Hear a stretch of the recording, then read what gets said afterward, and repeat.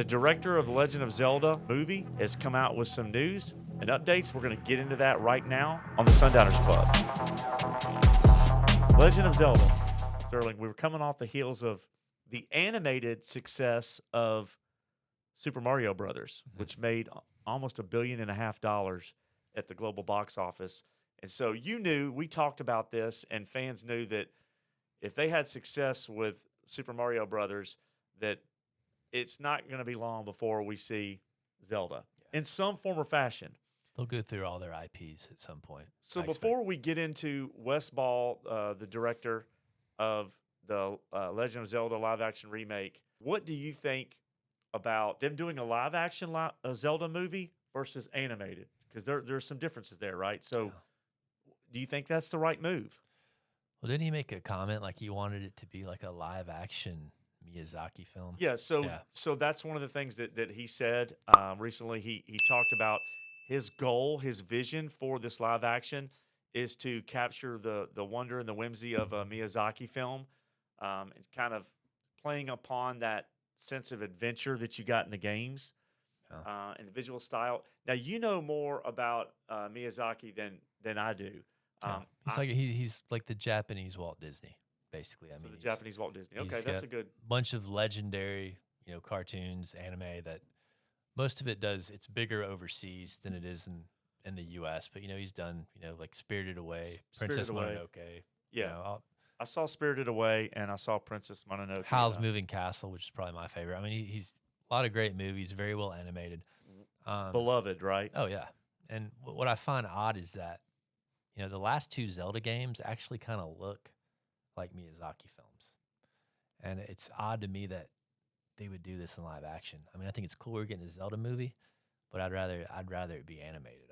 I would rather them get what Studio Ghibli, which is Miyazaki's studio, to do a Zelda movie. I would enjoy that more than a live action, because then you got to worry about casting, and I don't know how you're going to cast Link and all that and not make it look goofy. So I want to talk about something that he mentioned in the interview with Entertainment Weekly. And let me know your thoughts on this as our resident Zelda expert.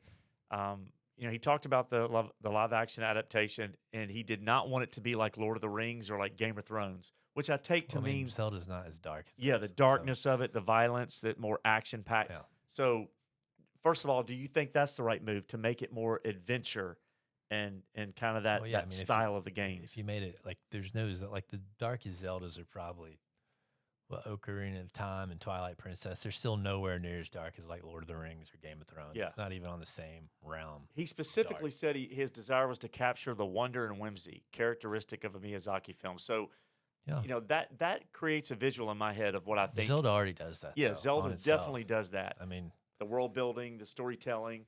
What you have to do is, I don't think they need to base the movie off any one game, which I don't think they will. Like, the story of Zelda is the characters, from my understanding, are basically reincarnated. So like the Link from all the games it's technically a different Link, but in a way it's the same. It's like the same spirit, but it's a different person. You know what I'm saying? Yeah, it makes sense. And same thing with Zelda. So what I would expect they would do is tell a standalone story that's its own story, that fits, somewhere in the timeline, and that's how I would do it. I wouldn't base it off a particular game. Yeah, but I don't know. I'm still interested in it, but I would rather them do an animated feature or even like a Pixar style film, or like what they did with Mario. Was that Illumination? They could be coming out with an animated one as well. The question is, do you lead with live action or animated first? And it sounds like live action is on the fast track. I think it's harder to get the live action right. And for something like this, what I mean? Yeah. For this property, I think it would be better if it was animated. So, Ball is doing post-production right now on the forthcoming Kingdom of the Planet of the Apes, which comes out May 24th, 2024. So we'll see a little bit of his work.